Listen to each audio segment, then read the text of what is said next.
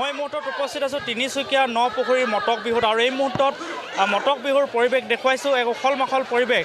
এতিয়া তিনিচুকীয়া নপুখুৰীত এতিয়া দেখা পোৱা গৈছে হাজাৰ হাজাৰ ৰাইজৰ সমাগম হৈছে আৰু মটক জনগোষ্ঠীৰ যি বিহু মটক বিহু আচলতে গছতলৰ বিহু এতিয়া গছতলৰ বিহু এই মুহূৰ্তত পৰিৱেশন কৰি থকা হৈছে আৰু এই গছতলৰ বিহুত অসমৰ কেইবাগৰাকীও আচলতে অভিনেতা অভিনেত্ৰী আহি উপস্থিত হৈছেহি আৰু আমি এই মুহূৰ্তত যিহেতু পৰিৱেশটো দেখুৱাইছোঁ দৰ্শকসকলক প্ৰতিদিন টাইমত দৰ্শকসকলক এয়া দেখিছে আপোনালোকে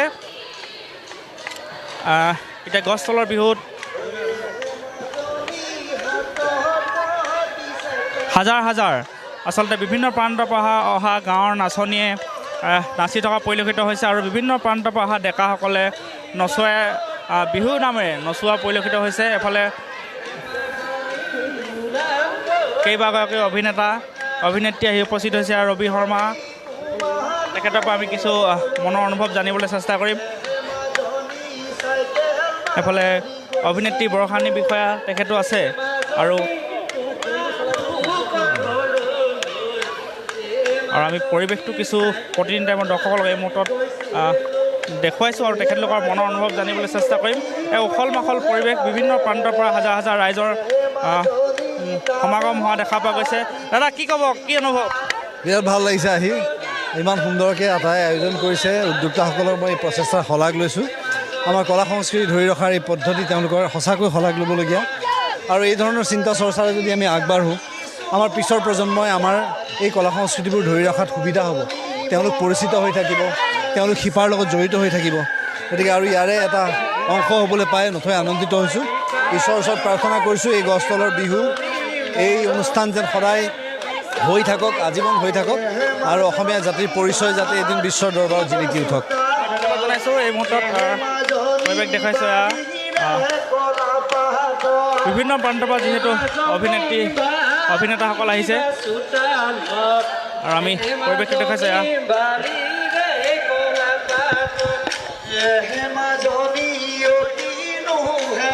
বাইদেউ গুৱাহাটীৰ পৰা আহিছে, কি ক'ব?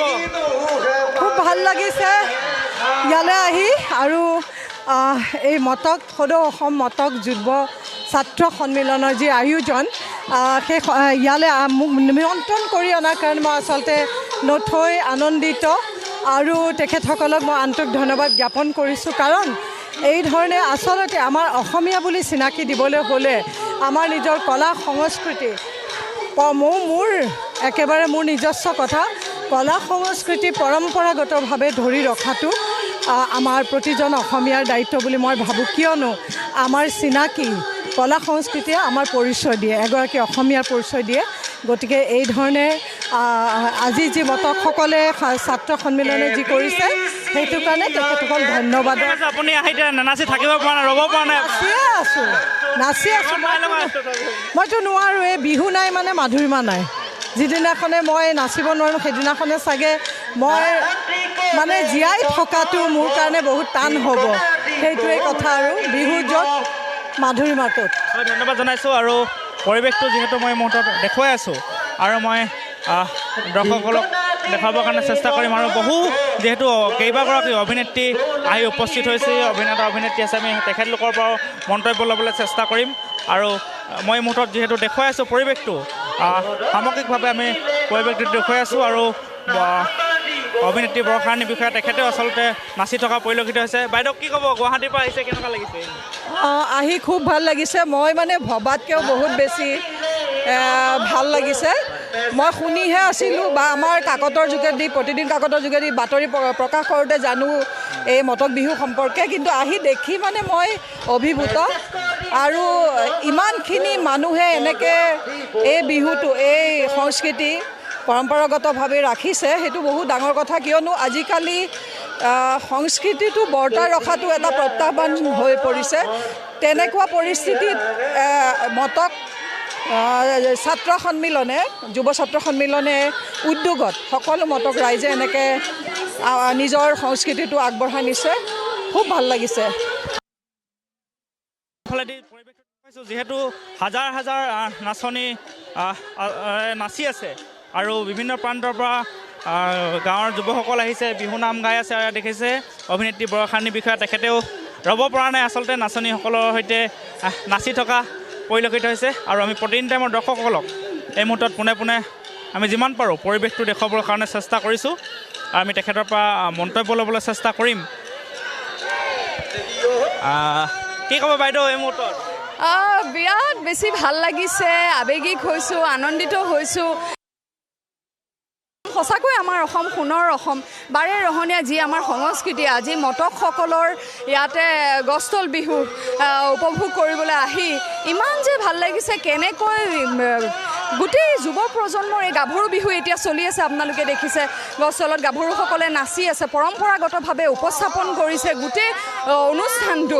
একদম স্বকীয় যিটো ৰূপ, সেই ৰূপটোত মানে উপস্থাপন কৰিবলৈ চেষ্টা কৰিছে।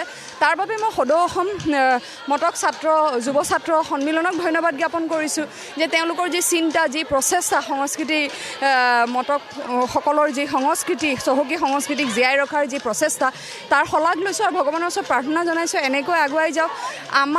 আচলতে আমাক এই সংস্কৃতি বা আমাৰ জাতিটোক আগুৱাই লৈ যোৱাৰ দায়িত্বই হৈছে যুৱ প্ৰজন্মৰ, আৰু যুৱ প্ৰজন্মখিনিৰ মাজত খুব প্ৰকৃত যিটো ৰূপ, যেনেকৈ ইয়াতে চাৰিওফালে গোটেই আপোনালোকক নিশ্চিতভাৱে দেখুৱাইছে চাগে কেমেৰা পাৰ্চনে, গোটেই ঠিক তেনেকৈ উপস্থাপন কৰিছে। সেয়া দেখি মই সঁচাকৈ আৱেগিক হৈছোঁ। আগতে প্ৰথম আহিছে আপুনি? এইবাৰ প্ৰথম মটক বিহু মই এনেকৈ আছোঁ উপস্থিত। বাকী উজনি অসমৰ মৰাণ বিহু দেখিছোঁ, এটি গীতত অংশগ্ৰহণো কৰিছিলোঁ, খুব ভাল লাগিছে। ধন্যবাদ জনাইছোঁ। আৰু এই মুহূৰ্তত মই যিমান পাৰোঁ পৰিৱেশটো দেখুৱাবৰ কাৰণে আছোঁ আৰু এই মুহূৰ্তত দৰ্শকৰ চাওক।